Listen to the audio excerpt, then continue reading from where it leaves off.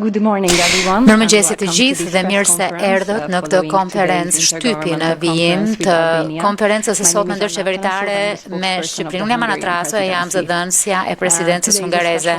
Është një moment I veçantë sot për presidencën hungareze që po përshpejton, duke qenë se përshpejtimi I integrimit Ballkanit Perëndimor në BE është një prej përparësive të saj. Është kënaqësi e madhe që t'i uroj mirëseardhjen sot zotit Edi Rama, kryeministrit të Shqipërisë, zotit Peter Siarto, ministrit të jashtëm dhe të tregtisë së Hungarisë dhe zotit Oliver Barhelji, që është komisioneri aktual I fqinjësisë së zgjerimit. Do t'i jap fjalën së pari ministrit Siarto, ndjekur nga kryeministri dhe komisioneri dhe pastaj do të marrim pyetjet tuaja. Kështu që pa vonesë, ministër Siarto, fjala është për ju. Faleminderit Ana, mirëmëngjesi të gjithëve ju. Köszöntöm azokat, akik otthon néznek minket Magyarországon. The moments we have experienced in the last hour kemi përjetuar gjatë kësaj një ore e gjysmë të fundit kanë qenë historike, sigurisht, duke pasur parasysh faktin se kemi çelur kapitullin e parë grupin e parë të kapitujve me Shqipërinë, që do të thotë, duke folur në mënyrë substanciale. Bisedimet e antarësimit kanë nisur për të siguruar që Shqipëria të bëhet antare e Bashkimit Evropian sa më shpejt të jetë e mundur. Çështja e përshpejtimit të zgjerimit të Bashkimit Evropian drejt rajonit të Ballkanit Perëndimor ka qenë në krye të rendit të ditës së presidencës hungareze. E kuptojmë që Bashkimi Evropian po humbet konkurrueshmëri, po humbet peshën e tij kur vjen fjala për politikën globale dhe ekonominë botërore. Kësaj kuptojmë që Bashkimi Evropian ka nevojë për freski, për energji të re, për një stimul të ri. Duke qenë fqinj të drejtë për drejtë me rajonin e Ballkanit Perëndimor, duke I njohur mirë rajonin, e dim që kjo freski, kjo energji e re për të cilën kemi nevojë do të vijë absolutisht nga hapësira e Ballkanit Perëndimor. Përjedhoj është në interesin e mirëfillt europian që zgjerimi I Bashkimit Evropian drejt Ballkanit Perëndimor të përshpejtohet. Nga ana tjetër, ne duhet të ndërmarrim hapa urgjente për të ruajtur besueshmërinë e politikës së zgjerimit.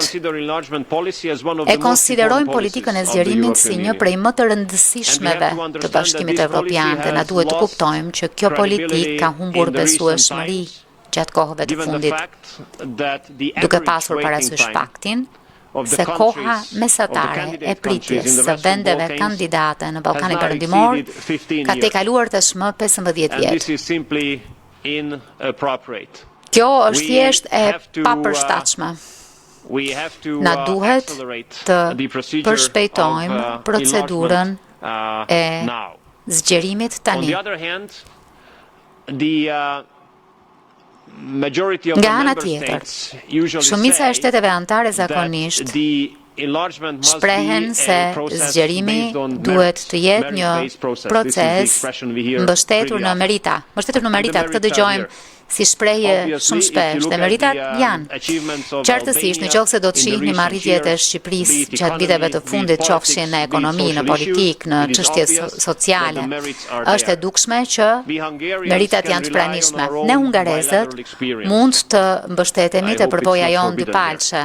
Shpresoj të mos jetë ndaluar këtu. Investuesit hungarez luajnë rol të rëndësishëm për modernizimin e ekonomisë shqiptare dhe të gjithë ata priren të raportojnë se rrethanat dhe mjedisi që përjetojnë në Shqipëri janë absolutisht të kënaqshme, absolutisht të bazuara në treg e në konkurrencë. Nga ana tjetër, kur vjen fjala për fusha të tjera, është e qartë se Shqipëria ka ecur shumë mirë kur vjen fjala për kushtet që ka vendosur Bashkimi Evropian që të ketë mundësi të çelë kapitujt e negociatave. Por rjedhoi është një nder e privilegj i madh për ne që nisja e negociatave të vërteta thelbësore me Shqipërinë për antarësim nisën gjatë presidencës hungareze. Madje mund të them që ky kohë shndrohet në zakon nga ana jonë, sepse 14 vjet e gjysmë më parë ishim po në këtë pozicion dhe ishte hera e fundit kur përgatitjet e një vendi kandidat përfunduan. Në atë kohë ishte Kroacia. Dhe shpresoj që duke i dhënë fjalën kryeministrit për komentet përmbyllëse, shpresoj që të mos presim deri në presidencën tjetër hungareze për të patur një antarësim tjetër. Duke folur në mënyrë më burokratike, sot folëm për grup kapitujt e ashtu quajtur themelorët. Janë 6 grup kapituj të cilët duhet të negociohen tej. E dim sepse nuk ka kaluar shumë kohë që kur jemi bërë antar të Bashkimit Evropian. E dim që procesi i bisedimeve, procesi përgatitor është vërtet i vështirë, kompleks, i fort, dhe e dim që përvoja ka rëndësi këtu. Kështu që kur kryeministri na nderoi me vizitën e tij të premten e kaluar në Budapest, ram dakord që Akademia Diplomatike e Ministrisë Punëve të Jashtme në Hungari do të ofrojë trajnim për 50 pjesëtar të administratës publike shqiptare në mënyrë që ata të mund të kontribuojnë në procedurat e antarësimit dhe përgatitjet në përgjithësi. Sfundin radhë, por jo nga rëndësia, më duhet të them që ne jemi të vendosur drejt për drejt si fqinj të Ballkanit Perëndimor dhe zhvillojmë një politikë mjaft përgjegjshme të fqinjësisë, sepse dim se si ndihesh në fqinjësi kur ka paqe, qetësi, zhvillim dhe stabilitet në zonën e Ballkanit Perëndimor dhe kur përjeton mungesën e gjithë kësaj. Dhe ne e dim që procesi i integrimit mund të ndihmojë për ta bërë Ballkanin Perëndimor më të zhvilluar me më stabilitet e më të sigurt. Por rjedhoi, Hungaria është e përkushtuar të shoqërojë Shqipërinë në rrugtimin e saj drejt Bashkimit Evropian. Ne do të bëjmë më të mirën në këtë drejtim. Do doja të falenderoja kryeministrin që nuk humbi durimin gjatë muajve viteve të fundit për të vazhduar dedikimin e përkushtimin e tij dhe mund t'ju premtoj që do të përgjigjem reciprokisht këtij dedikimi dhe këtij durimi. Nga ana tjetër, dua të njoh meritat e komisionerit për zgjerimin, jo për shkak të shtetësisë së tij, por për atë çfarë ka bërë gjatë 5 viteve të fundit. Mendoj që për punën e tij flet më shumë letra e nënshkruar nga 4 udhëheqës Ballkan Perëndimor për fshi kryeministrit, dërguar presidentes së komisionit ku theksoheshin arritjet që ishin përftuar gjatë mandatit të komisionerit. Të dy, faleminderit kryeministri, faleminderit komisioner që më nderuat për të qenë pjesë e këtij momenti historik. Faleminderit. Faleminderit shumë, ministër, kryeministër, fjala është për ju. Mirëmëngjesi edhe një herë të gjithëve. Jam vërtet i lumtur që gjendem këtu së bashku me ministrin Siarto në cilësinë e tij si kryesues i mbledhjes së dytë të konferencës ndërqeveritare me Shqipërinë dhe komisionerin Barhelji në vijim të një seance emocionale, do të thoja, dhe të suksesshme të konferencës që e sjell Shqipërinë më pranë Bashkimit Evropian. Mund të mos duket e këshillueshme së fundmi të shihesh me Hungarinë, po ja ku jam, jo vetëm me një, por me 2 hungarez. Dhe mund t'ju them që ndihesh mjaft mirë dhe mjaft e sigurt. Kështu që presidencës hungareze që ka luajtur një rol mjaft të rëndësishëm në këtë proces, duke nxitur përpara, gjithashtu dhe faleminderit komisionerit Barhelji dhe ekipit të tij që na kanë ndihmuar e mbështetur për gjatë gjithë rrugës për vite të gjata, sfiduese dhe jo fort lehta për ta thënë butë. Dhe faleminderit gjithë shteve anëtare, fal tyre, qëndroj këtu përpara këtij hapi mjaft domethënës drejt anëtarësimit të Shqipërisë në BE. Dhe është me të drejtë një ditë e rëndësishme, me domethënie historike për Shqipërinë dhe shqiptarët, por në këndvështrimin tim edhe për Bashkimin Evropian.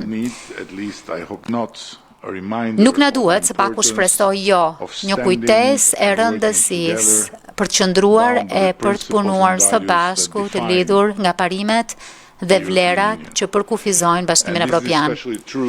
Kjo është veçanërisht e vërtet në këto kohra sfiduese, kur një mori krizash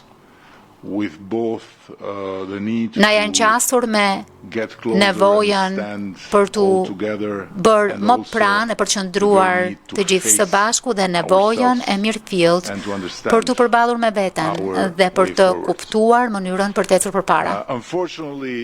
Për fat të keq dhe këtë nuk e shmang dot pa e thënë.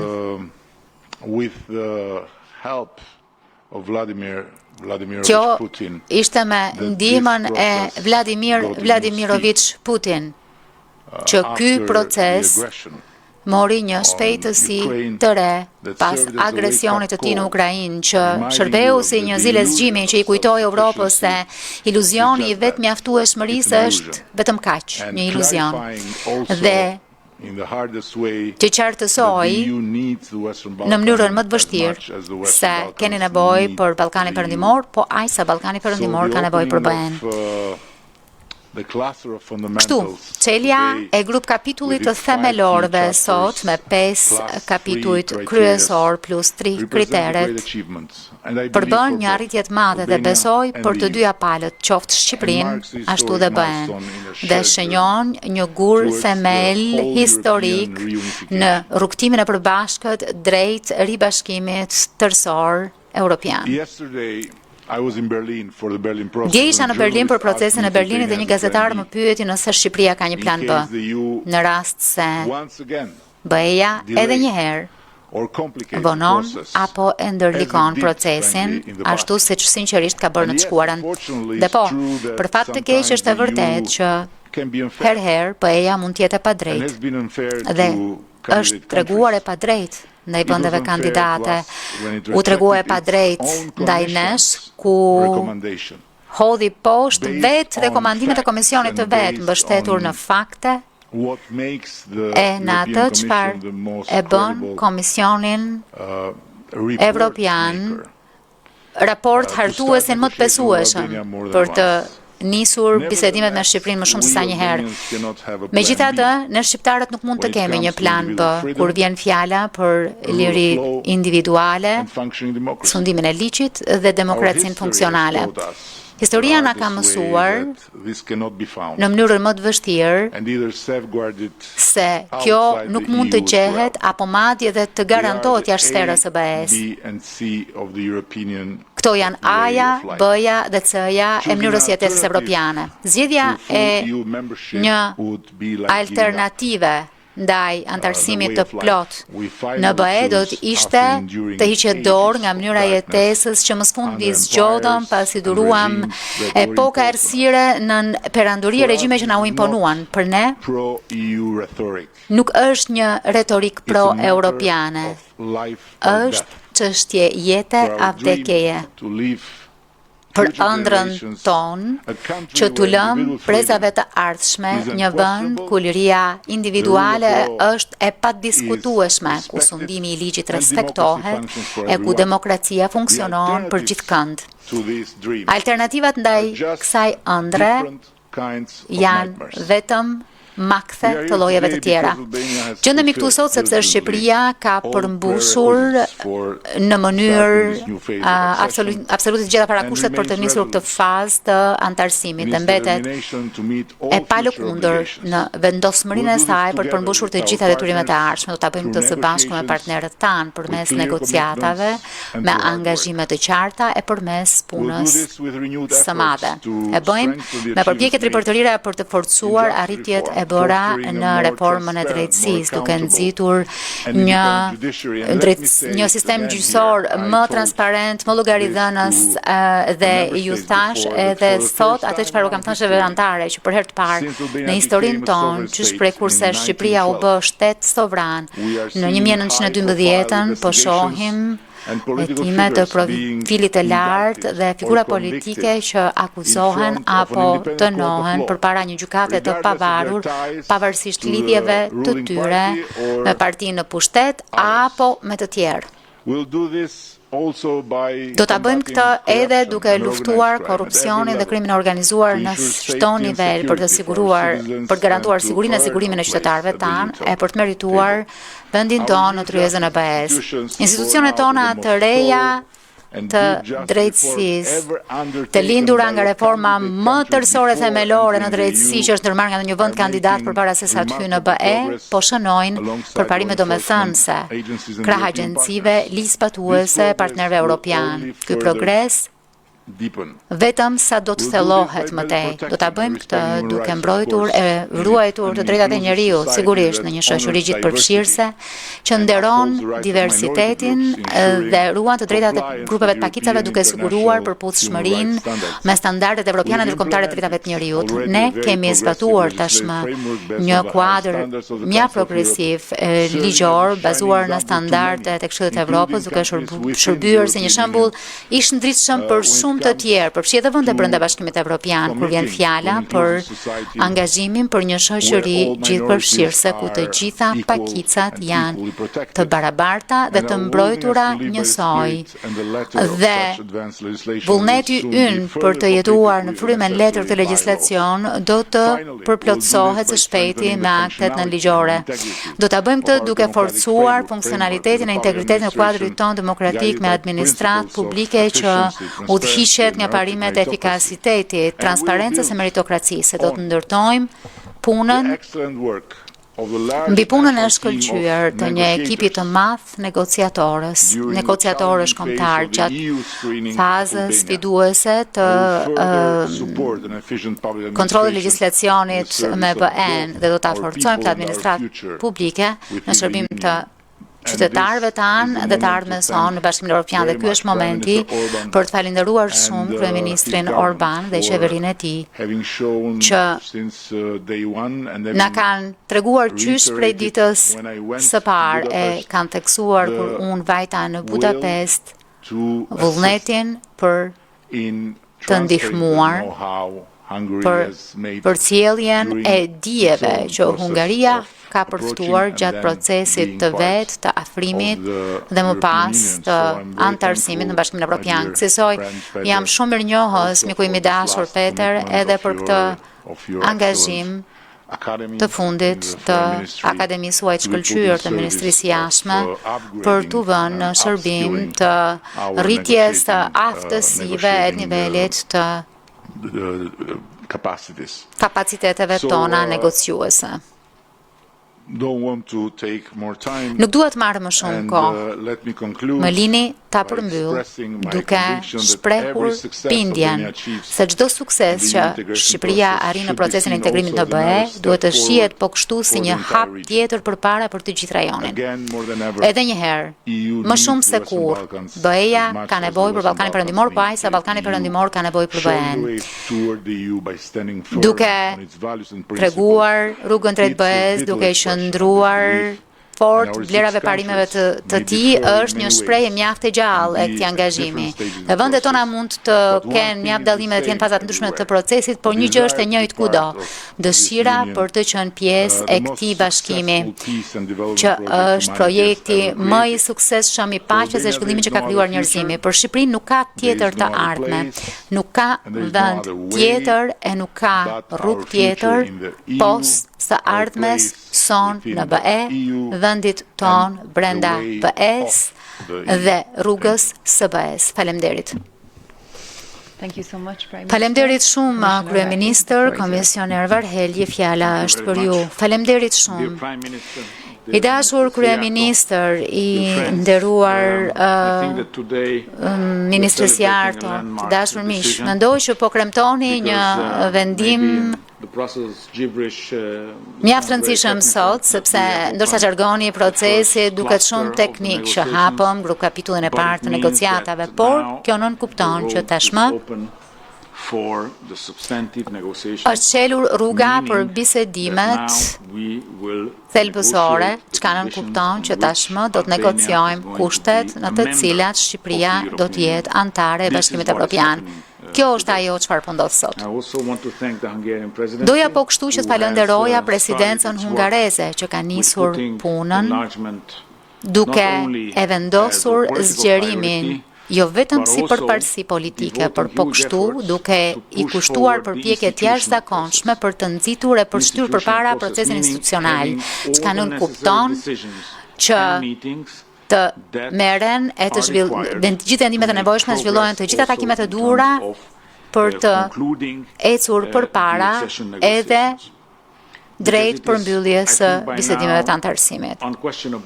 Është e pa diskutueshme tashmë, mendoj, për BE-n dhe për udhëheqësit e saj që zgjerimi është mes tri përparësive kryesore.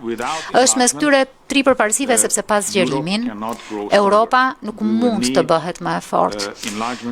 Na duhet zgjerimi që Bashkimi Evropian të bëhet më I fortë. Krahasuar me pikën nga e nisëm në 2019 kemi bërë një rrugë të gjatë përpara. Më kujtohet shumë mirë dita e parë në detyrë kur mu desh të telefonoja kryeministrin Rama në mëngjes herët sepse ishin përballur me një tërmet shkatërrues. Tërmet me shkallë Richter 6.4.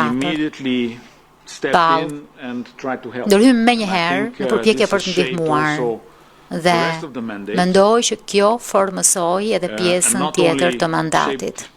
E jo vetëm I dha formë mandatit, por solli po kështu edhe një qasje të re.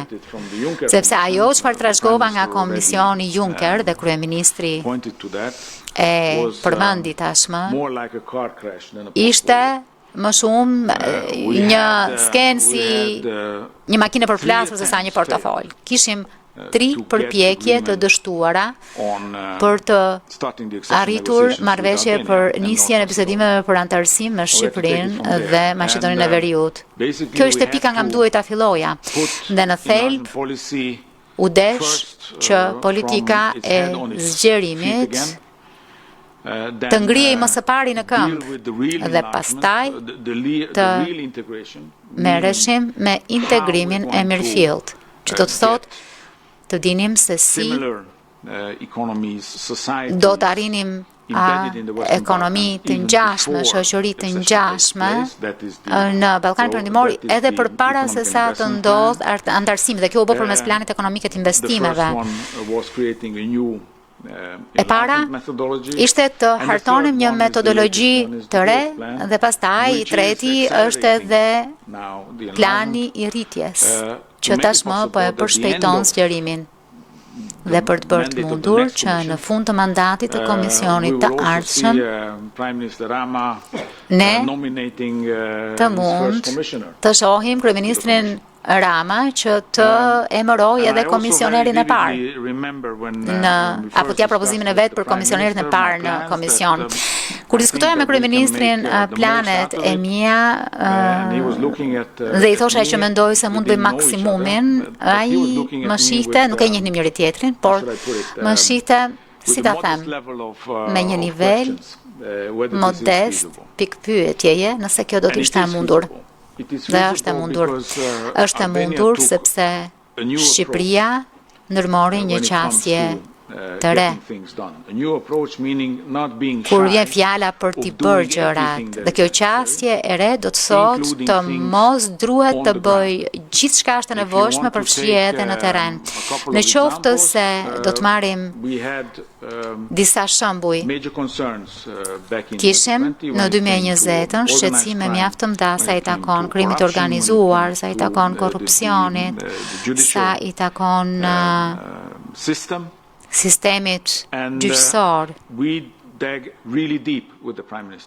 Dhe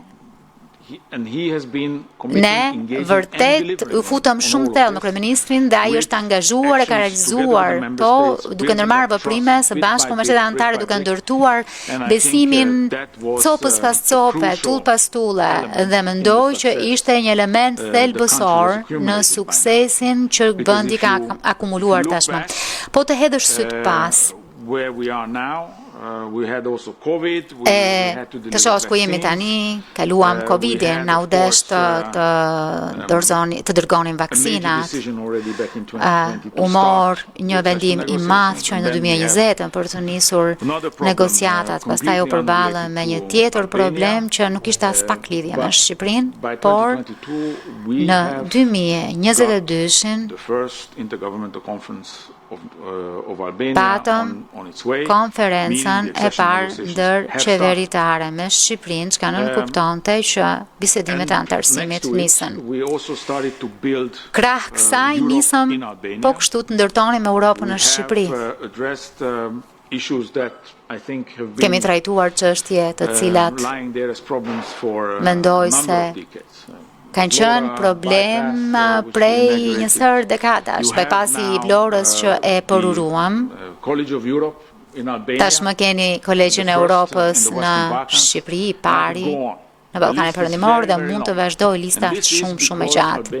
Dhe kjo ka ndodhur sepse Shqipëria kur nuk është stepur të bëj çdo gjë të nevojshme në rrugtimin e saj drejt BE-s. Dhe shpresoj që kjo të vazhdojë, sepse nëse kjo vazhdon, kjo nuk kupton që me të gjitha instrumentet që kemi në duar, Shqipëria mund ta përgatitë veten për të bërë anëtare në fund të mandatit ardhshëm. Por kjo nuk kupton që në terren po kështu duhet të zbatojmë planin ekonomik të investimeve. Kështu kemi lajme të mira, jemi në nivelin e 60% të zbatimit. Mendoj që ndoshta është pjesa më e suksesshme e të gjithë pjesës buxhetit të BE-s. 60% vetëm deri tani. Çka nuk kupton se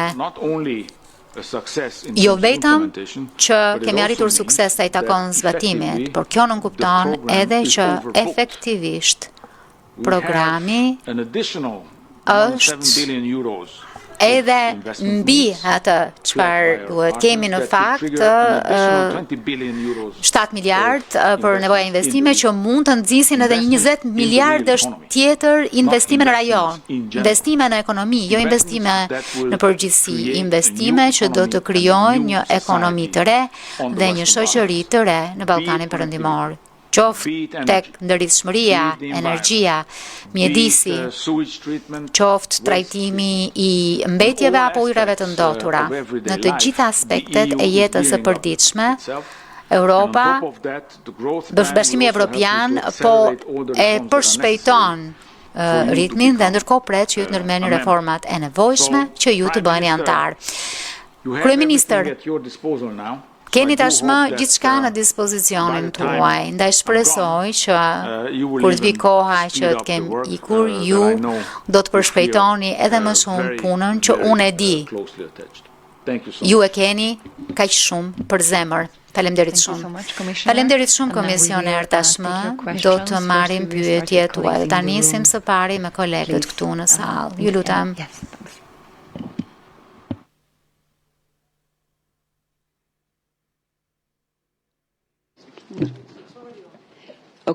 Mirë, faleminderit shumë për durimin gjithashtu.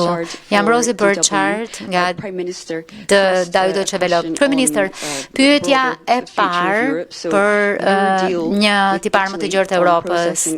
Ju keni një marrëveshje jo me Italinë për përpunimin e imigrantëve, duke se ka frymzuar vende të tjera të BE-s. E di që udhëheqësit e BE-s kanë prirjen të diskutojnë për të tilla marrëveshje më të ngjashme kur të takojnë javën tjetër. A ju u është afruar në një vend tjetër te ju për një gjë të tillë dhe çfarë do t'u thoni atyre skeptikëve që thonë që ju po bëni punën e pisët të BE-s? Ministrit jashtëm, shumë analistë thonë që mënyra e vetme që BE-ja të zgjerohet në mënyrë të besueshme është të heqë votën unanime, po kështu të ashmang bllokimet e votave në blok. A ka konsideruar ndonjëherë Hungaria që të heqë dorë nga vetoja e saj? Komisioner, jam interesuar e për mendimet tuaja se çfarë duhet të bëjë BE-ja për detyrat e veta të shtëpisë apo reformat e veta në mënyrë që të jetë në gjendje të zgjerohet, të rritet dhe të pranojë antar të rinj në klub. Faleminderit shumë.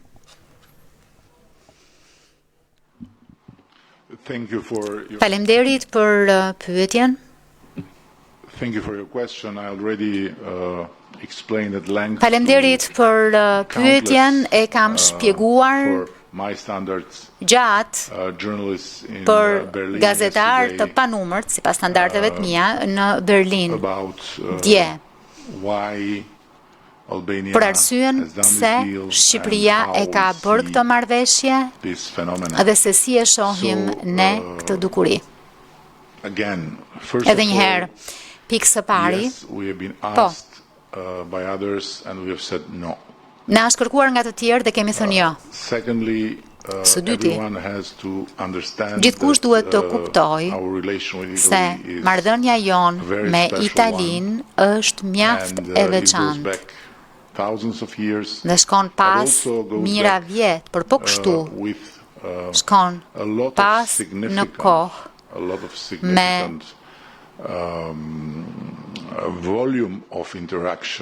një volum, shumë volume, do me thënë se ndërveprimi gjatë më shumë se 30 viteve të fundit, që shprej se dolëm nga gropa e ferrit e regjimit më mizor komunist në Evropë, kur u larguam me qindra mira nga brigjet tona dhe Italia hapi krahët për ne, apo kur Italia erdhi të na shpëtonte nga një katastrofë e mundshme financiare pas rënies së skemave piramidale.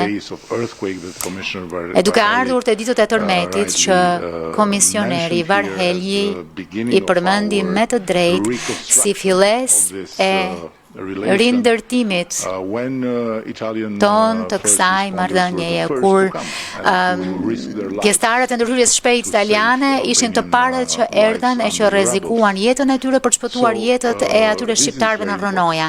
Kështu që kjo është shumë e rëndësishme. Dhe në qoftë se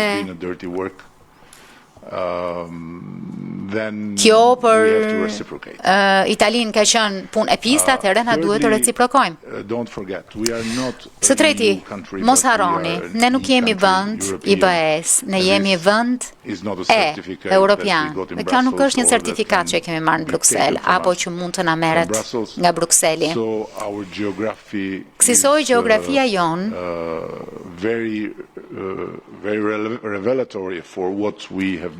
flet shumë për atë çfarë kemi bërë me Italinë, dhe po, në qoftë se ka ndonjë gjë për t'u përpunuar, për t'u zhvilluar mbi këtë model, duhet jetë në shkallët e epërmet apo nivelet e epërmet të Bashkimit Evropian dhe të Ballkanit Perëndimor. Dhe kjo është një arsye tjetër, kjo dukuri, për të kuptuar se Bashkimi Evropian dhe Ballkani Perëndimor duhet të qëndrojnë pranë e të punojnë afër me njëri tjetrin. Dukuria e migracionit nuk është diçka që mund ta zgjidhësh një copë këtu e një copë atje, por si e tërë e duke garantuar një qasje gjithësore të tërë Bashkimit Evropian ndaj këtij fenomeni. Sepse një gjë është të luftosh migracionin e paligjshëm dhe një gjë tjetër është të garantosh migracion të rregullt. Dhe Evropës i duhet t'i bëjë të dyja këto. Në fund të kësaj përgjigjeje time paksa të gjatë, ndoshta, por për respektin tuaj të pranishëm këtu dhe që po ndiqni këtë moment historik për Shqipërinë, do të thoja që jemi shumë të prirur të bëjmë çdo gjë që është e nevojshme për të qenë një shtet antar krenar i BE-s. Ne e dim, jemi të vetëdijshëm për madhësinë e peshën tonë, edhe pse jam nga më të gjatët mes kryeministrave, kjo nuk më shpërqendron nga fakti që përfaqësoj një nga vendet më të vogla. E di që ndonjëherë për më të voglin Ka një punë të madhe për të bërë, po nuk është menu. Kur hyn në një familje të madhe, nuk mund të zgjedhësh vetëm ëmbëlsirat dhe ushqimin e shijshëm. Ndonjëherë të duhet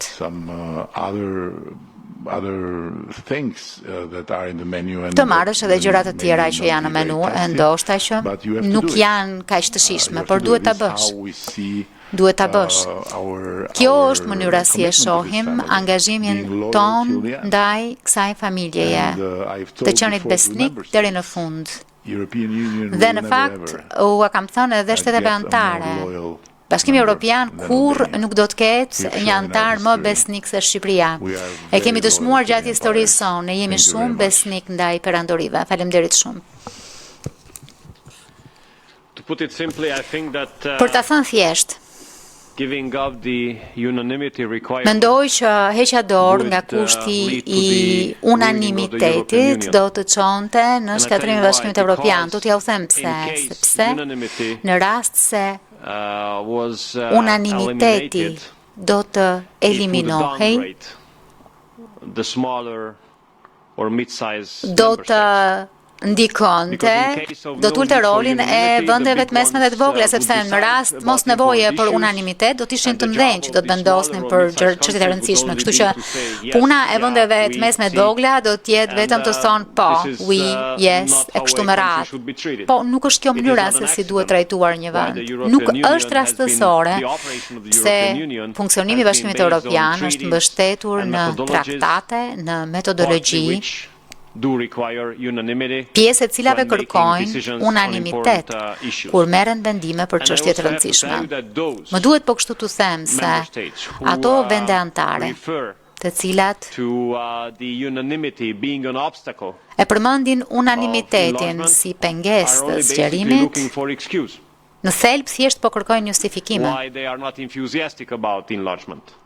Për të thënë pse nuk janë entuziast për zgjerimin, sepse më besoni, në qoftë se do të më duhet të emërtoj hapësirën ku hipokrizia apo fushën ku hipokrizia është në krye në BE, atëherë zgjerimi do të ishte një prej tyre.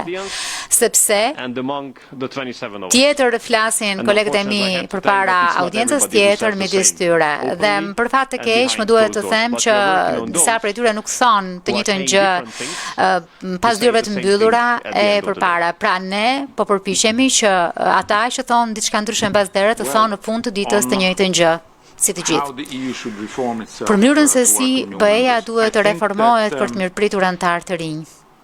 Mendoj që Komisioni ka qenë mjaft I qartë për faktin se konfigurimi aktual institucional I traktateve është përsosmërisht në gjendje të mirëpres anëtar të rinj. Vazhdoj të besoj që është kështu. Ne e shohim zgjerimin dhe reformat e brendshme si diskutime paralele. Dhe më e mira është që t'i ruajmë kështu, paralele. Në të kundërt, do të bëhet I gjithë një proces ku jemi në kërkim të shpirtit, si thonë. Kjo është njëra prej gjërave.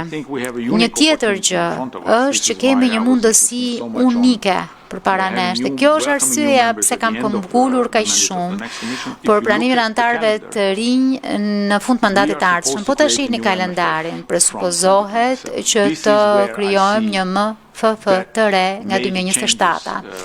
Këtu e shoh se duhen bërë ndryshime më të mëdha për të qenë në gjendje që të mirëpresim anëtar të rinj.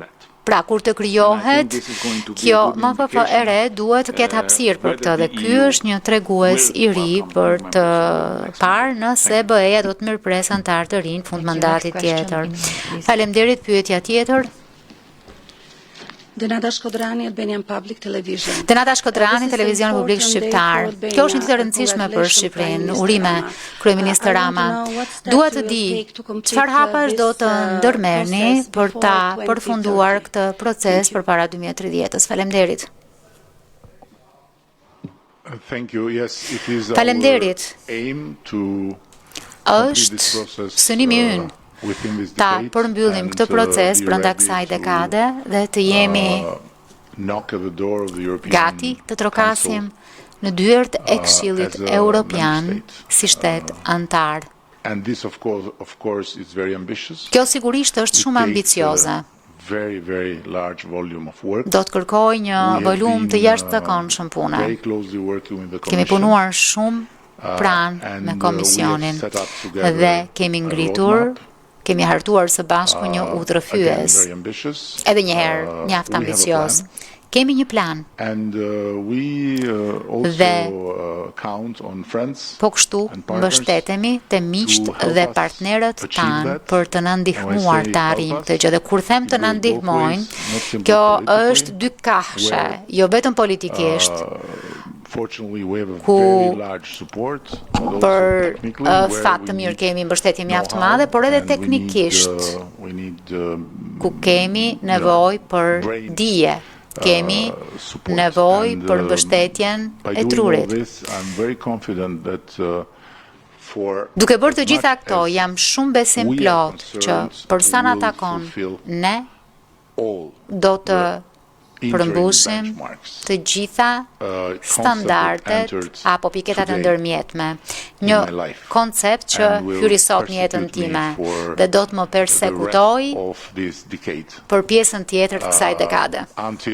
Derisa do të vim këtu dhe me shpresë do të dëgjojmë që kemi përmbushur këto standardet të ndërmjetme. Dhe pastaj, natyrisht, ka të bëjmë me vendimarrjen politike, por deri atëherë, çfarë është e rëndësishme për ne është ta bëjmë Shqipërinë si një vend antar në mënyrën se si funksionon, në mënyrën se si i bën gjërat, në mënyrën e të qenit. Dhe kjo është gjëja më e rëndësishme, sepse nuk duam që Shqipëria të largohet, të marrë çanta dhe të vinë në Bruksel. Duam që Bashkimi Evropian të jetë në Shqipëri.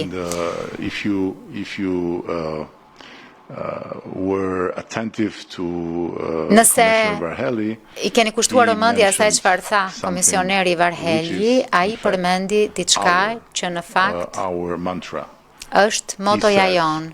A i tha, në Shqipëri kemi nisur të ndërtojmë Evropën. Dhe është pikërisht kjo është ajo që duam të përfundojmë, të ndërtojmë Evropën në Shqipëri.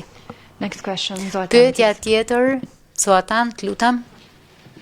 Mirëmëngjesi, unë jam Zotan Buki nga Televizioni Hungarisë për Gëzime, kryeministër Rama për këtë hap të madh. Javën e kaluar në Strasburg, kryeministri Viktor Orban u shpreh se pa Serbinë, integrimi i Ballkanit Perëndimor nuk është i mundur. Ministër Siarto, si e shihni gjatë presidencës hungareze shanset për të arritur gur të mëtejshëm kilometrik nga vendet e tjera të Ballkanit Perëndimor për të çelur disa kapituj të tjerë me ta. Faleminderit shumë. Faleminderit siç e thash që në fillim. Kur vjen fjalë për agjendën e presidencës, çështjen e përshpejtimit të zgjerimit të Ballkanit Perëndimor e kemi vënë në krye të saj. Dhe kemi disa plane mjaft konkrete. Njëri prej tyre u realizua sot. Ishte një plan e objektiv shumë i qartë i yni për të nisur negociatat e mirëfillta me Shqipërinë. Kështu që mund ta shenjojmë këtë kutizë pjesërisht sepse besoj që në qoftë se gjithë secili bën punën e vet në mënyrë të drejtë dhe në mënyrën e duhur, atëherë, përpara fundit të vitit, një tjetër grup kapituj duhet të mund të hapet me Shqipërinë, që është gjashta dhe që ka të bëjë me marrëdhëniet me jashtë dhe që është e qartë që praktikisht, pragmatikisht, po ta shohësh të çështje, Shqipëria është gati. Ndaj shpresoj që të gjitha detyrat burokratike të shtëpisë do të bëhen këtu në Bruksel dhe pastaj do të mund të ulemi për një tjetër konferencë ndërqeveritare përpara mbylljes së mandatit të kësaj presidence. Kemi një objektiv mjaft të qartë edhe kur vjen fjala për Serbinë. Është e qartë se Serbia është e aftë dhe e gatshme të çelë grup kapitujt e tjerë që ka të bëjë me rritjen gjithëpërfshirëse dhe zhvillimin. Po të stoni në Beograd, po të thosh Beograd 2 herë brenda një muaji, mund të shohësh se çfarë nënkupton zhvillimi dhe rritja. Pra, ata burokrat këtu, të cilët janë të shqetësuar nëse Serbia është gati për çelur kapitujt, do t'i këshilloja të ustojnë 2 herë brenda 2 javësh në Beograd dhe të shohin sa gati janë. Kështu që me këtë objektiv të qartë shpresoj që ato vende anëtare që janë më kritike ndaj Serbisë të mos ngrenë pengesa, që të çelëm një tjetër konferencë qeveritare me Serbinë dhe do të ishte më e preferueshme që të çelej grupi i kapitujve për rritjen gjithëpërfshirëse dhe zhvillimin. Nëse kjo do të ishte e mundur, së paku të kemi një konferencë ndërqeveritare politike për të dëshmuar angazhimin nga të dyja palët për procesin e integrimit të Serbisë. Kur vjen fjala për Malin e Zi, është vendi që ka numrin më të madh të kapitujve të çelur, janë gati për të mbyllur 4 apo 5 prej tyre. Kemi një objektiv të qartë këtu që gjatë mandatit tonë të zhvillojmë një konferencë tjetër ndërqeveritare me Malin e Zi në mënyrë që ata të mbyllin ata kapituj ku kanë plotësuar të gjitha piketat apo standardet përfundimtare. Jemi sigurisht të gatshëm të mbështesim kandidatët e tjerë, Bosnjë-Hercegovinën, Maqedoninë e Veriut, po kështu. Mendoj që situata ideale do të ishte zhvillimi i konferencave ndërqeveritare me të dy ato. Por nuk varet vetëm prej nesh, nuk varet vetëm nga presidenca, nuk varet vetëm nga komisioneri, varet nga konsensusi i të 24-tve. Dhe këtu vjen ai problemi që përmenda, që edhe pse mund të dëgjoni deklarata pro zgjerimit nga shumica e shteteve anëtare publikisht, më besoni që kur ulemi bashk,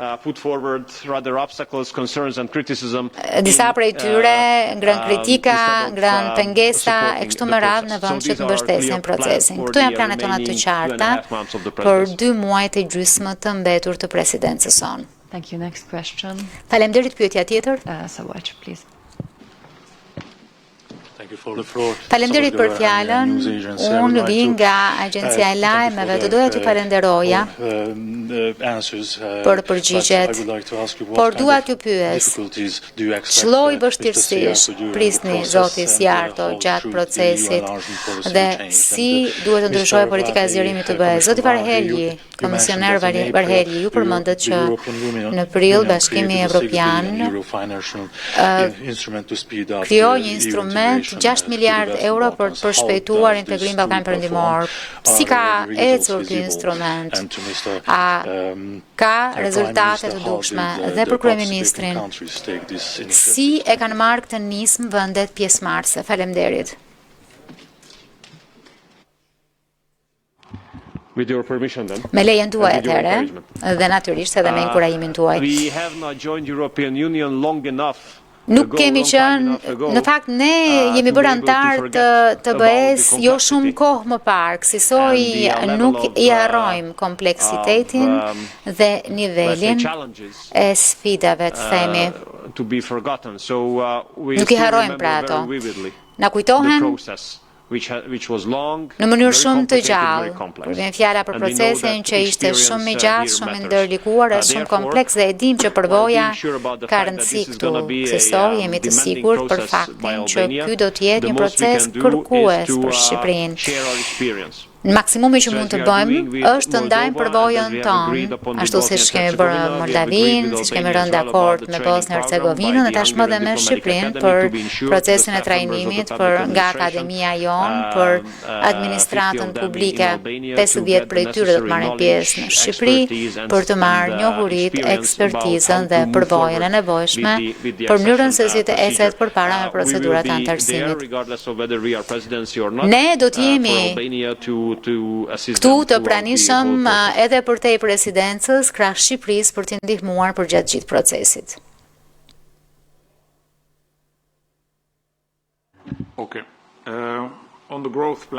Sa i takon planit të rritjes. Plani i rritjes u miratua këtë vit. dhe funksionon në dy mënyra. Së pari, ofron investime shtesë në të gjitha fushat ku na duhen investime të konsiderueshme për të zbatuar të gjitha reformat e nevojshme për të bërë antar të Bashkimit Evropian. Janë 6 miliardë euro fonde që janë caktuar për këtë plan. Por që të funksionojë, na duhet që nga vendet kandidate të marrim, që do të thotë na duhet të kemi një agjendë reformash për secilin prej tyre, e cila ofron një skicë të asaj çfarë ata do të bëjnë deri në fund të kësaj periudhe financiare, në thelb deri në fund të 2027-s. Ky është një program I cili do të realizoj të njëjtin efekt, rezultat se një program me një cikël normal, por gjysma e një kuadri shumë vjetor financiar, flasim për 3 vjet e gjysmë. Periodoja agenda e reformave do të jetë kyçe. Kjo është ajo për cilën kemi rënë dakord deri më tani me partnerët tan. Mungon vetëm Bosnia-Hercegovina. Këto agenda reformash janë miratuar nga Këshilli japën e kaluar, kështu që në thelb parashikojmë që pagesat e para të lëvrohen brenda këtij muaji. Ky është plani. Kjo nën kupton edhe që koha në fakt po ecën që vendet të vazhdojmë reformat në mënyrë që ne të levrojmë edhe pagesat e mëtejshme. Në fund të këtij kuadri shumë vjeçar financiar, ky plan që mobilizon një vlerë sa 1/3 e PBB-s së të gjithë rajonit, do të sigurojë apo ne do të kemi një intensitet ndihme që përkon me atë të kuadrit të kohezionit për shtetet anëtare, do thotë 90% të ndihmës që marrin ata për frymë do ta marrë edhe Ballkani Perëndimor. Kjo nuk kupton që pas kësaj nuk do të ketë asnjë justifikim. Post të qenit gati për të bërë antar të Bashkimit Evropian. Jo vetëm jemi në drejtimin e duhur, por kemi bërë një hap të madh përpara dhe shpresoj që të vazhdojmë. Me planin e rritjes, do të përshpejtojmë të gjitha ato reforma që janë të nevojshme për të bërë antar.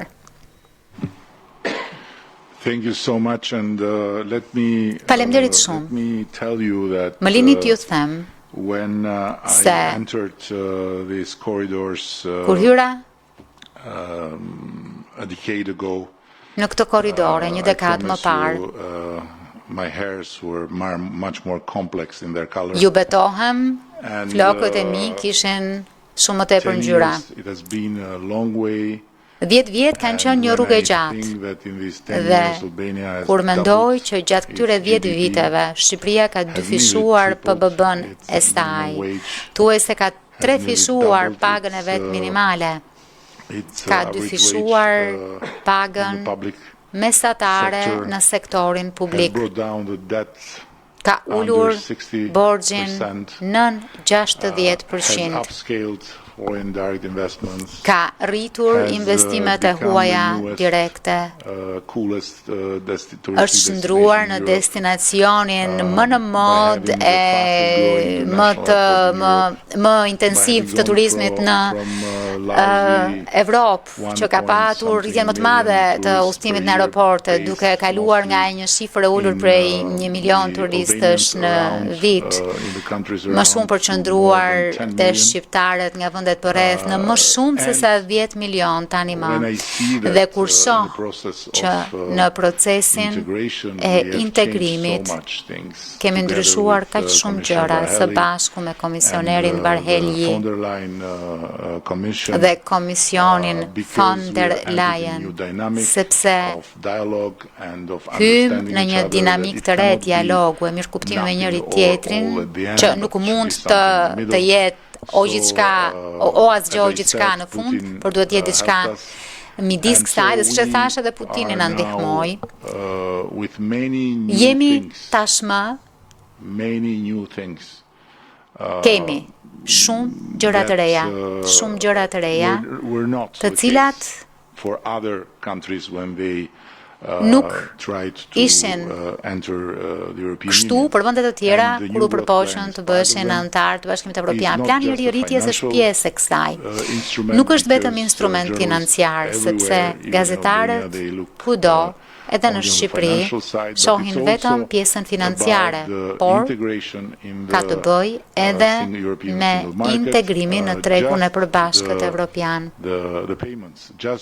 Vetëm pagesat, vetëm për të qenë, vetëm të qenit pjesë në fund të këtij viti dhe duke nisur nga fillimi i vitit tjetër, që të jemi pjesë e hapësirës përbashkët pagesave për të gjithë qytetarët shqiptarë që jetojnë jashtë nënkuptojnë 10 miliona euro kursyeera nga transfertat monetare.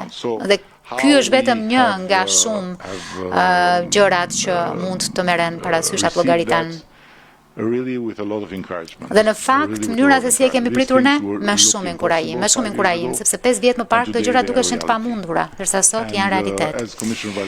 Ashtu siç e përmendi komisioneri Varhelyi, 3 herë njëra pas tjetrës u poshtruam, ishim gati, komisioni tha që ishim gati, dhe pastaj dinamikat, siç e përmendi Peteri, brenda dyrëve, pas dyrëve të mbyllura,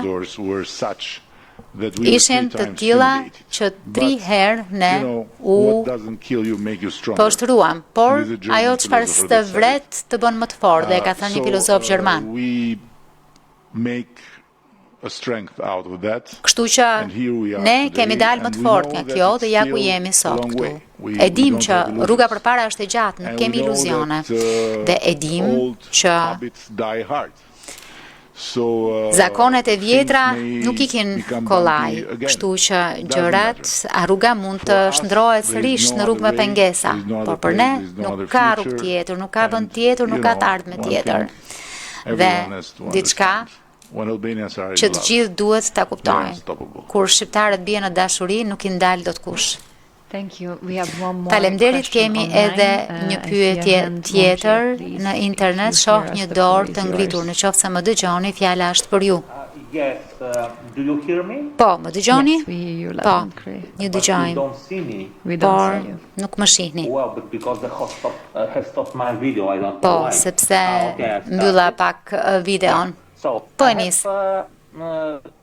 Së pari mirëmëngjesi dhe urime. Kam 3 pyetje. Çdo pyetje për secilin prej folësve. Pyetja e parë për komisionerin Varhelyi. Komisioner, sot BE-ja në fakt ndau shkëputi Shqipërinë nga Maqedonia e Veriut. A ka ndonjë shans që këto vende të ribëhen bashkë dhe çfarë duhet ndodhë për këtë? Dhe e dyta, për ministrin Siarto. Ministër, çfarë synon të bëjë Hungaria për ta ribashkuar Shqipërinë me Maqedoninë e Veriut? Dhe pyetja e tretë për kryeministrin Rama. Shkëlqësia juaj. Ju e keni sulmuar Bullgarinë më shumë se një herë për politikën e saj kundrejt Republikës Maqedonisë Veriut. Pasi 2 vendet u shkëputën nga njëri tjetri, tashmë, a mendoni sërish që kishit të drejtë për ato sulme?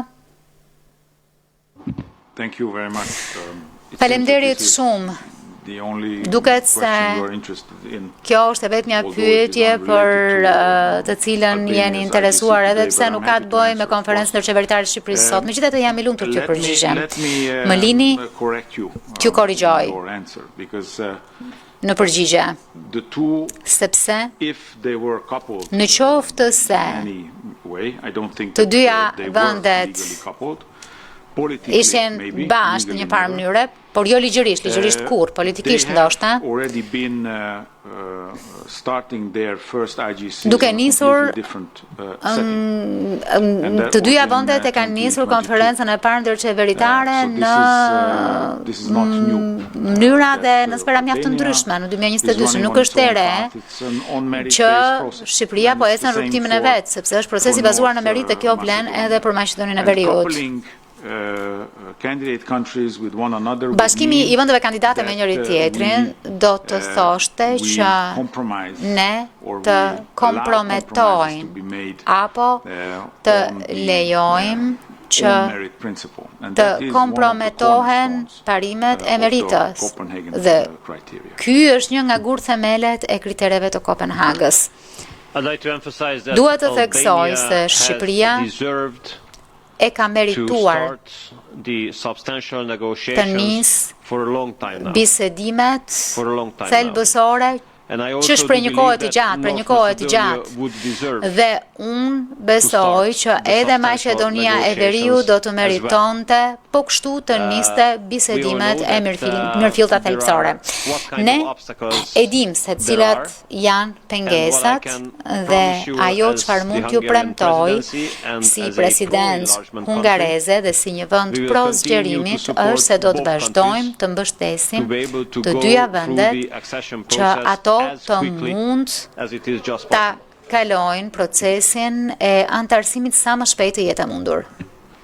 My friend, you are aware of the neighborhood and you may know that Albania has been me këtë rajon fqinjësie dhe e dini që Shqipëria është bërë bashkë me të tjerë me detyrim shumë herë. With the Ottomans. Na bën bashkë me Osmanët, pastaj me Italianët, na bën pastaj me Jugoslavët, pastaj na detyruan të bëshim qift me Stalinin në ish Bashkimin Sovjetik, pastaj me Macedonin në Kin, pra në të gjitha këto qiftime, kuptuam se nuk duam që të bëshim qift me detyrim, por donim të gjenim lumturin ton në të vetmin qift që është Shqipëria dhe Bashkimi Evropian. Dhe pastaj çfarë ndodhi? Të rruguçej dhe krejt befa se gjetëm veten ton bashkuar me Maqedoninë. Më lini të them që nuk ishte kaq keq sepse mundëm të ndanim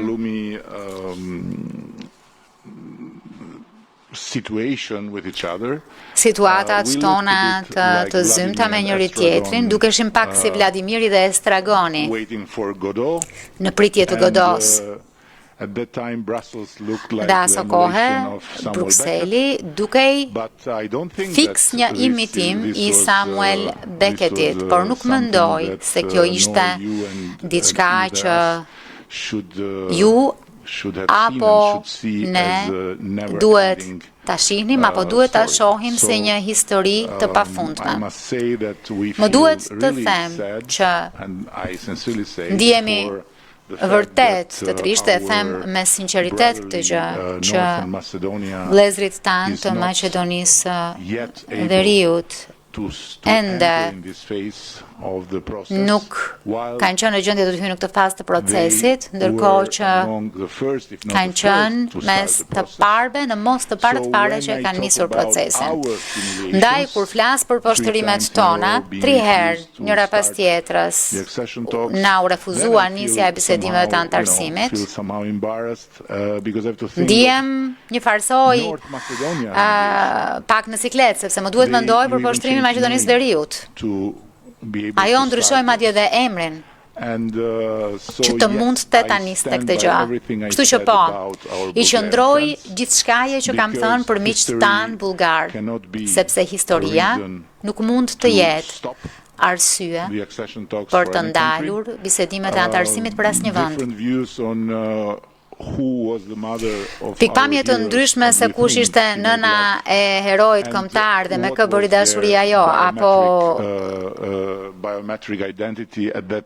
cili ishte identiteti biometrik në atë kohë dhe me kë kishin lidhje kur vendosën të bënin dashuri, janë tema shumë interesante për historianët, por nuk mendoj se janë pjesë e gjithçkaje që na lidh për të bërë pjesë e Bashkimit Evropian. Kjo vazhdon të jetë e vlefshme, nuk është sulm kundër miqve tanë bullgar. Thjesht po themi diçka të dukshme. për ne për mua, arritja e Bashkimit Evropian është të mësosh ta shohësh rrugën të shkuar me sytë të ardhmes, jo të ardhmen me sytë të shkuar, sepse kjo do të sillte ndërlikime. Së fundin radhë dhe jo garancia dhe përsëris dhe me qëra fjala, dje në takimin e procesit të Berlinit të gjithë pa përjashtim deklaruan se bilaterizim, pra vendosja në nivele dypalshe e procesit të antarësimit në drejt Bashkimit Evropian është diçka e stëmur, sepse në qoftë se vendos të proces mbi baza dypalshe, vetëm sa i bën dëm një vendi, vetëm sa i bën dëm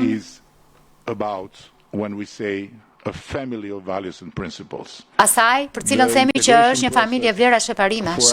Procesi i integrimit për ne, si Shqipëri e për ne në rajon, është diçka që është paksa ndryshe nga ajo çfarë ishte për hungarezët. Komunizmi për hungarezët ishte një aksident mizor në rrugën e një kombi që kishte një shtet, që kishte institucione, një botë akademike dhe të gjitha gjërat, jo demokraci, por të gjitha gjërat e tjera për qindra vjet. Për ne ndërkohë është ndryshe. Ne në historinë tonë nuk kemi traditën e institucioneve, nuk kemi në historinë tonë traditën e një shteti që funksionon pavarësisht nga sistemi. Dhe kishim vetëm 50 vjet shtet komunist, krejt i pa dobishëm për integrim në Europë dhe disa vite përpjekjesh për bërjen e një shteti përpara kësaj. Kështu që të na ndalosh të ecim përpara me bisedimet, duke vënë përpara, duke sjell pretendime dypalshe, apo duke na vënë në shërbim të zgjedhjeve në vendet anëtare të Bashkimit Evropian, është të na ndalësh oksigjenin, të na ndalësh dijet që vijnë nga kjo ndërtesë, nga ky kompleks institucionesh, që do të thotë dije se si ndërtojmë institucionet, se si të bëjmë reformat, se si të sigurohemi që vlerat, parimet, standardet të mishërohen në mënyrën se si funksionon shteti. Këtë nuk e mëson dot nga librat. Këtë nuk e gjen dot askund. Afganistani dështoi, Iraku dështoi. Të gjithë të tjerët jashtë këtij kontinenti që kanë kërkuar të gjejnë demokraci e të lulëzojnë të ecin, janë të destinuar të dështojnë vetëm për një arsye të thjeshtë, nuk kanë bekimin të jenë në këtë kontinent dhe të kenë Bashkimin Evropian si burim dije, njohurish, si burim i gjithë shkaje që të duhet, jo vetëm për të pasur njohuri teorike, por edhe për të ditur praktikisht, për të bërë vendin gati për të qenë shtet antar, që do të thotë garanci e lirive individuale, e sundimit të ligjit dhe demokracisë funksionale. Të parandelosh Maqedoninë, dhe pastaj Maqedoninë e Veriut, shpresoj të mos bëhet Maqedonia e Jugut, që ta bënte këtë, ishte t'i bëje një dëm shumë të madh një kombi, t'i bëje një dëm shumë të madh një populli, t'i bëje një dëm shumë të madh rajonit tonë. Vazhdoj të qëndroj kësaj dhe mund t'i them gjithkujt që kjo nuk është një konfrontim. Është fakt. Unë e dua Aleksandrin e Madh, gjithë e duam Aleksandrin e Madh, por nuk dua t'ja di. Nuk dua të di se ku ka lindur dhe nuk po pretendoj që të marr pjesën time si shqiptar nga gjenet e tij, sepse kemi dhe shumë shqiptarë që mund të pretendojnë që Napoleoni është shqiptar. Mos doni gjë që të ngrëm një problem dypalësh me Francën për këtë, sepse do të kemi pastaj një mosmarrëveshje dypalëshe për Korsikën, dhe kjo nuk do të përfundoj kurrë. Einstein ishte shqiptar, e dini? Çfarë të bëjmë? Ju lutem, duhet të tregojmë serioz. Dhe gjithmonë vjen momenti dhe do ta mbyll këtu, momenti për të bllokuar. Lërini vendet të rriten, lërini vendet të bëjnë punën e tyre, lërini vendet të mësojnë se si të ndërtojnë institucione, lërini vendet të zbatojmë gjithçka është e nevojshme për të patur ligjin e individit, fundimin e ligjit dhe demokracinë. Dhe pastaj kur vjen fjala për të bërë antar, ti thua jo se s'më pëlqen emri yt, por së paktën I keni dhënë çdo gjë që të funksionojnë si një shtet antar I BE-s. Dhe pastaj thoni, nuk më pëlqen emri. Në rregull, shumë e drejtë, por jo kur vendet kanë nevojë për njohuritë, jo kur vendet kanë nevojë për ndihmën, jo kur vendet kanë nevojë për mbështetjen, sepse pastaj do të keni një vend ku 20 vjet më parë Euro-Atlantic community kishte një komunitet të padiskutueshëm perëndim pro Euro-Atlantik dhe sot shihni kush është në krye të Maqedonisë Veriut, se nuk dua të kem një telefonat nga kolegu grek që të më thotë se Maqedoni, jo, është e Veriut. Faleminderit. Kjo e përmbyll konferencën tonë të shtypit. Faleminderit shumë që ishit këtu, kryeministër, ministër, komisioner. Faleminderit shumë, shihemi së shpejti.